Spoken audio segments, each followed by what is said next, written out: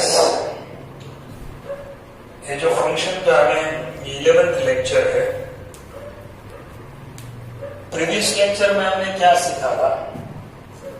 हमने ग्राफ का मतलब फंक्शन के ग्राफ कैसे ड्रॉ किए जाते हैं और फंक्शन जो स्टैंडर्ड फंक्शन है उनका ग्राफ और उनका डोमेन, कोडोमेन एंड रेंज के बारे में डिस्कस किया था। और आई थिंक हमने 3 अलग अलग तरह के ग्राफ की चर्चा भी की थी। मोड फंक्शन, शायद लास्ट फंक्शन हमने मोड का लिया था, राइट? तो मोड फंक्शन के बारे में तो आप जानते हैं, मॉड्यूलस फंक्शन। मॉड्यूलस फंक्शन में क्या था? mod x is equal to x if x is greater than 0, is equal to 0 if x is equal to 0, और minus x if x is less than 0, right? तो modulus function में हमने ये जो discuss किया था उसके आधार पर आज हम एक और फंक्शन की बात करेंगे, which is fourth function, signum function. ये फंक्शन है, इसमें सिर्फ आपको नेगेटिव, पॉजिटिव और न्यूट्रल, जीरो, नेगेटिव, पॉजिटिव और न्यूट्रल, इसके बारे में हमें डिस्कस करना है। तो इनकी डेफिनेशन हम कैसे समझ सकते हैं? The function f r to r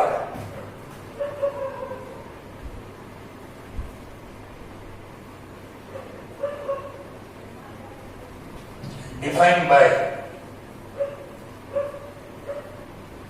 fx is equal to mod x by x, where x is equal to not 0, if x is equal to not 0, is equal to 0 if x is equal to 0. This function is called defined by fx is equal to mod x by x if x is equal to not 0, is equal to 0 if x is equal to 0. This function is called signum function.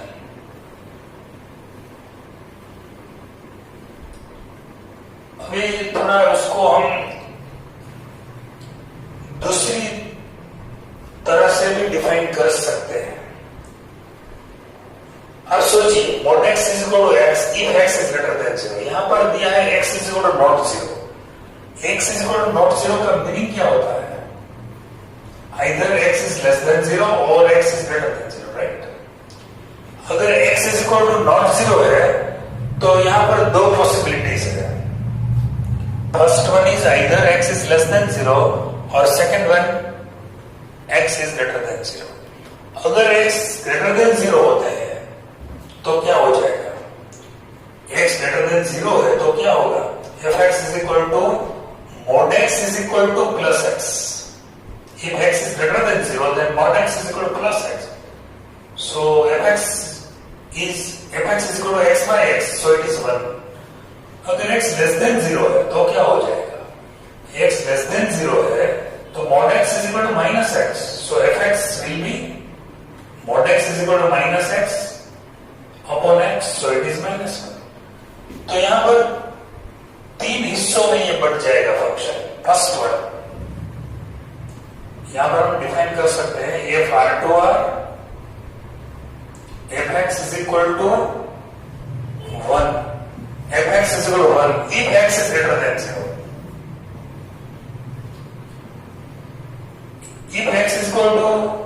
if x is greater than 0, right?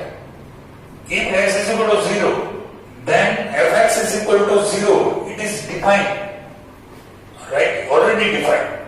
And if x is less than 0, then fx upon x, मतलब कि fx is equal to minus x by x, so it is minus 1।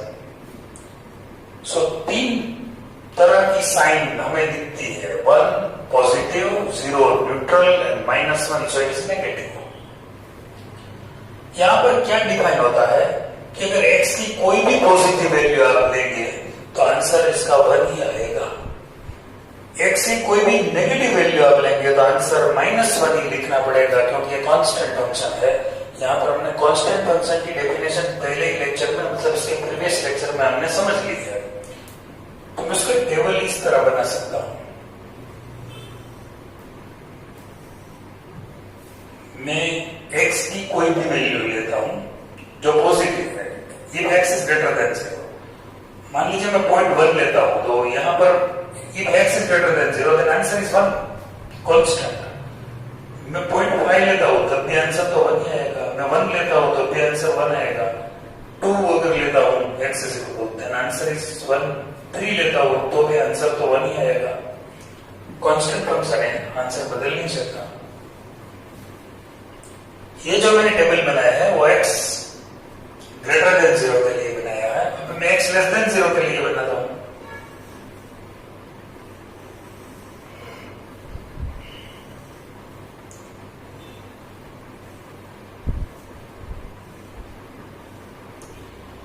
x से fx है। Negative value अगर मैं put करता हूं यहां पर -0.01 देन आंसर इज -1। नेगेटिव कोई भी वैल्यू 0.6 लेता हूं तो भी आंसर तो -1 ही आएगा। -1 लेता हूं तो भी आंसर -1, -2 तो भी -1, -3 लेता हूं तो भी -1। Particularly if x equal to 0 then answer is 0। पर पॉजिटिव वैल्यूज के लिए और नेगेटिव वैल्यूज के लिए दो अलग अलग टेबल बन जाते हैं। एक ही ग्राफ टेबल में हम पॉइंट प्लॉटिंग करते हैं तो रिजल्ट कैसा मिलेगा।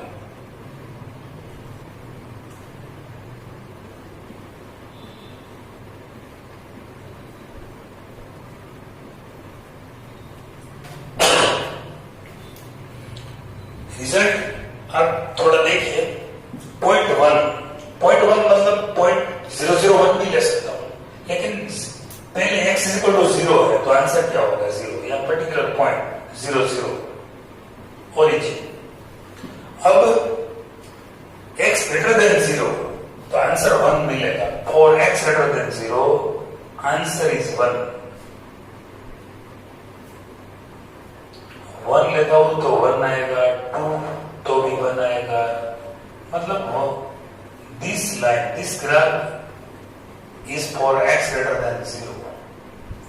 Answer is 1। fx is, if x is greater than 0 then fx is equal to 1।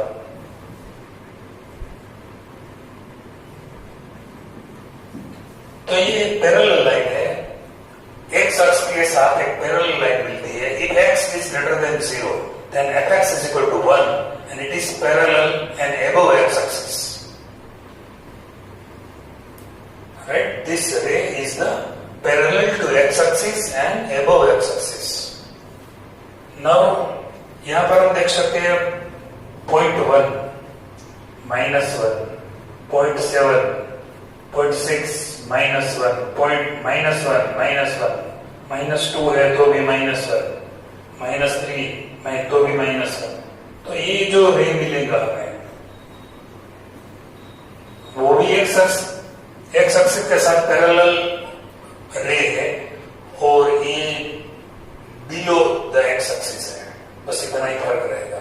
ये जो ग्राफ है वो fx इक्वल टू -1 का ग्राफ है। यहां दो बात और भी है, उनका डोमेन, कोडोमेन एंड रेंज। 3 बात अलग अलग ये समझना है।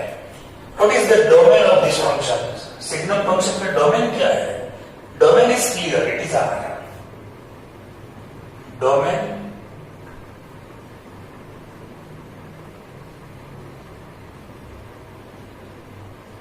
is equal to R, codomain is equal to R, and what is the range of this function? It is -1, 0 and 1. Only 3 values are in the set of range. So range is the set -1, 0 and 1. Only three elements in this set.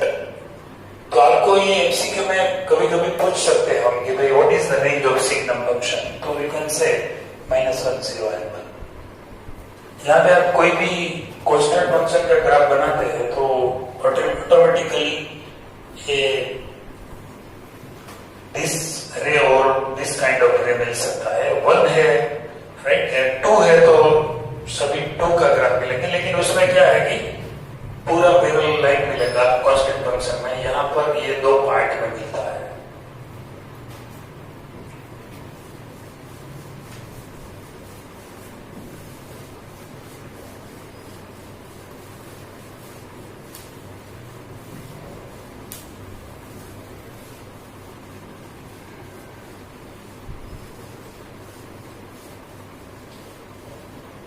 अब हम start करते हैं greatest integer function के बारे में। तो fifth function है greatest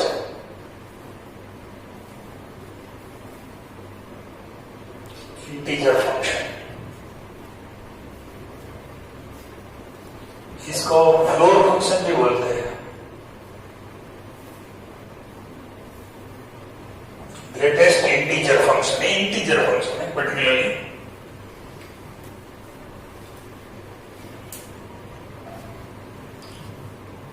function f(r)(r),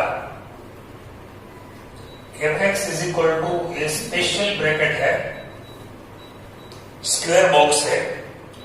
square box where x belongs to r, for every x belongs to r। यहां पर जो मैंने स्क्वायर ब्रैकेट में जो लिखा है, वहां जो x है उनका मीनिंग क्या है? Where x is the greatest integer, right? x is the greatest integer less than or equal to x.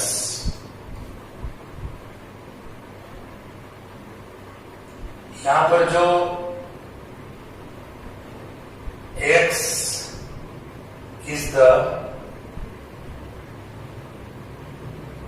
greatest integer or equal to x.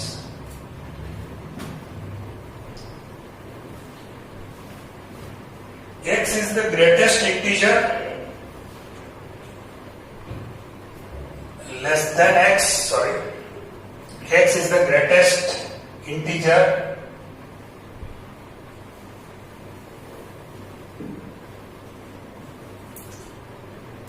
less than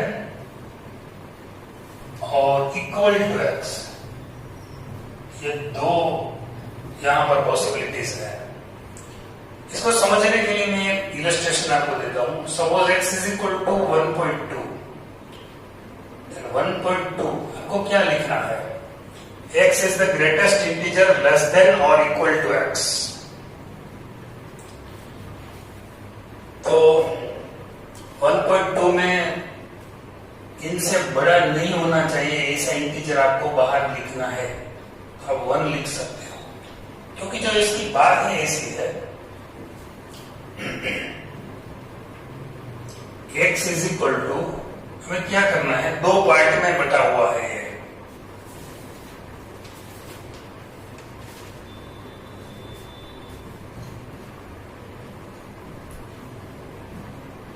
integer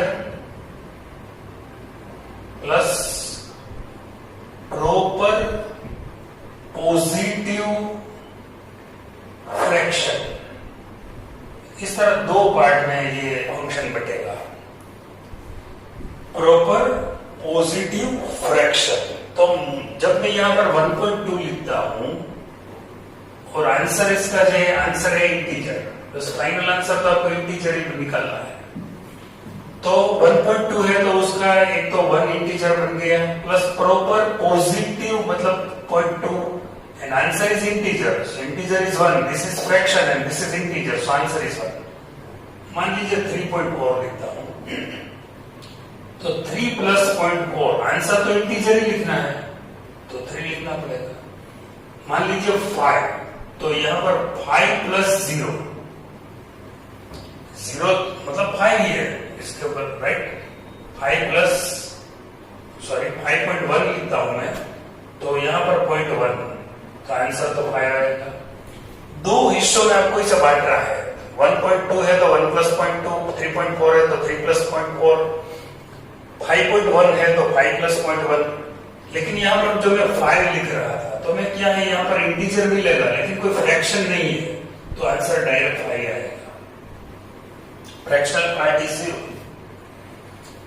अच्छा, एक और बात, मान लीजिए -2.1 में लिखता हूं तो क्या होगा, -2 प्लस -2.1 में तो आंसर -3 आएगा, तो मुझे यहाँ -3 लिखना पड़ेगा, प्लस क्या ऐड कर देता हूं तो -2.1 से 1 -2.1 है, -3 प्लस 0.9 हो जाएगा, -3 प्लस पॉइंट, मुझे यहां पॉजिटिव लाना है और फ्रैक्शन ही लाना है।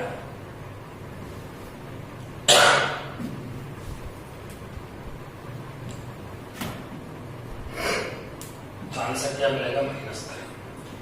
मान लीजिए भाई 3.2 लेता है, मुझे क्या करना है, यहां पर इंटीजर लिखना है और यहां something should be added and it is a fraction number, positive fraction, तो मुझे 0.8 करना पड़ेगा और ये 4 -4, आंसर मिलेगा -4। और इस तरह आपको नहीं करना है तो आप दूसरी तरह ये भी सोच सकते हैं, मान लीजिए यहाँ पर मैं 1.5 लिखता हूं तो आंसर मिलेगा 1। जो भी यहाँ मैं फिगर लिखता हूं इनसे ये बड़ा नहीं होना चाहिए, बस इतना ही आपको ख्याल रखना है। मैं ये नहीं कह रहा हूँ छोटा नंबर लिख दीजिए, ऐसा मैं नहीं बोल रहा हूं। यहाँ इंटीजर लिखना है और जो अंदर x है, जो भी वैल्यूज है उनसे बड़ा नहीं होना चाहिए, बस। ये इसलिए बोल रहा हूं कि अगर 2 है तो आंसर 2 ही लिखना पड़ेगा क्योंकि इंटीजर है, लेकिन 2.1 है तो आपको लिखना पड़ेगा 2, इससे बड़ा नहीं होना चाहिए बस। और इंटीजर लिखना है, 2.99 है तो आंसर 3 नहीं लिखना है, 2 ही लिखना है, इनसे बड़ा नहीं होना चाहिए, बस इतना याद रखो, बड़ा नहीं होना चाहिए। और इंटीजर लिखना है, -1.5, मैं यहाँ पर -1 नहीं लिख सकता हूं, बड़ा हो जाएगा, -2 लिखना पड़ेगा, इंटीजर भी लिखना पड़ेगा। तो इस तरह एक बात है कि ये जो डेफिनेशन है, अच्छा उसकी जो डोमेन है, डोमेन R है, ग्रेटेस्ट इंटीजर फंक्शन या फिर फ्लोर फंक्शन है, उसकी डोमेन चेक कीजिए, डोमेन R है, कोडोमेन R है। What do you say about its range? अब चेक करते हैं, मैंने इतना सारी वैल्यूज अलग अलग यहाँ पर पुट किया है, लेकिन कोई भी आंसर मतलब फ्रैक्शन में नहीं आया, इरेशनल नहीं आया, सभी आंसर Z में ही आया, मतलब the set of integers is the range of this function. So range of this function, all integers, and it is the set of Z. आपको जो भी नंबर यहाँ मिलेगा वो इंटीजर्स ही मिलेगा, तो आपको लिखना है Z, it is the range of this function. अब मैं क्या करता हूं, उसका एक ग्राफ ड्रॉ करता हूं। ग्राफ ड्रॉ करने से पहले मैं आपको यह समझाऊं, आपने यहां पर 1.2 x = 1.2 प्लेस किया तो आंसर मिलेगा 1, राइट। अगर मैं आपको ये पूछता हूं कि आपने आंसर 0 यहां पर ऑब्टेन किया है, 0 आंसर आते हैं, कौन सी वैल्यू आपने यहां पर प्लेस की होगी? आप बोलेंगे कि हमने तो 0.5 यहां पर प्लेस करते हैं तो आंसर 0 मिलेंगे, 0.4 अगर प्लेस करते हैं तो भी आंसर 0 मिलेंगे, 0.1 अगर लेते तो भी आंसर 0 मिलते हैं। तो ये तो एक फाइनल आंसर आपको बताना पड़ेगा, वो आंसर आप इसीलिए नहीं बता पाओगे क्योंकि ये जो आंसर आएगा वो इंटरवल में आएगा। आपको बताना पड़ेगा कि ये 0 और x के बीच में, 0 और 1 के बीच में जो भी नंबर्स आते हैं अगर वो हम यहाँ पर रखते हैं तो आंसर 0 आ जाता है। मान लीजिए आंसर 1 आया तो आप आपने प्लेस किया होगा 1 और 2 के बीच में जो भी नंबर्स आते हैं इसमें से कोई एक आंसर आपको लिखा होगा। अगर आंसर 2 आते हैं तो आप 2 और 3 के बीच में जो भी नंबर्स आते हैं 1, 2.4, 2.1, 2.3, 2.4 कोई भी आप जब यहां सब्स्टिट्यूट करते हो तो आंसर 2 ही आएगा। अच्छा, अगर -1 आते हैं तो आप -1 और 0 के बीच में कोई भी नंबर लेते हैं तो उनका आंसर -1 मिलेंगे। अच्छा, अब -1 के 0 के बीच वाली कोई भी नंबर x की लेते हैं यहां पर, मान लीजिए -0.5, तो आंसर मिलेगा -1, -0.4 तो आंसर मिलेगा -1। तो आप -1 के 0 के बीच में जो भी नंबर्स आते हैं रियल नंबर्स, कोई भी नंबर यहां रखते हैं तो आंसर -1 ही मिलेगा। अच्छा, अब आंसर -2 कब आएगा?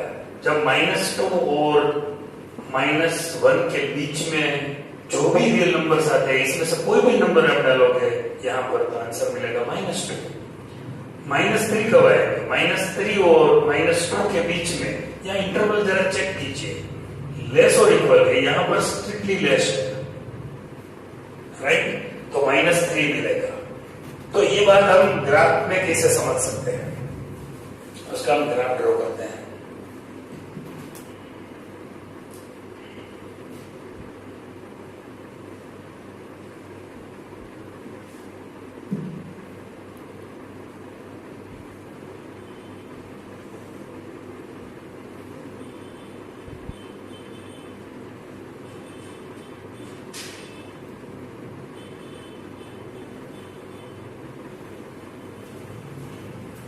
अच्छा, यहां पर जो x की वैल्यू जब 0 और 1 के बीच में, 0 और 1 के बीच में जब मैं लेता हूं 1 तक, 1 नहीं, 1 इज एक्सक्लूडेड, 1 यहां पर हम काउंट नहीं कर सकते हैं, क्योंकि जो इंटरवल है x का, x बिलोंग्स टू जो पहली वैल्यू है x belongs to 0 to 1, close और ओपन इंटरवल। तो मैं 0 तो 0 आ जाएंगे, 0 और 1 के बीच में कोई भी रियल नंबर लेता हूं तो ग्राफ मिलेगा, मतलब आंसर मिलेगा 0, तो ये पूरा ये लाइन हो जाएगा। पर जब मैं 1 लेता हूं तो यहां पर आ जाएगा 1 और 2 के बीच में जो भी नंबर मिलेगा वो सिर्फ 2 ही मिलेगा, पर जब 2 सब्स्टिट्यूट करता हूं तो यहां पर आ जाएगा। इस तरह -1 और 0 के बीच में, मतलब 0 to -1 to 0 के बीच में -1 ही मिलेगा।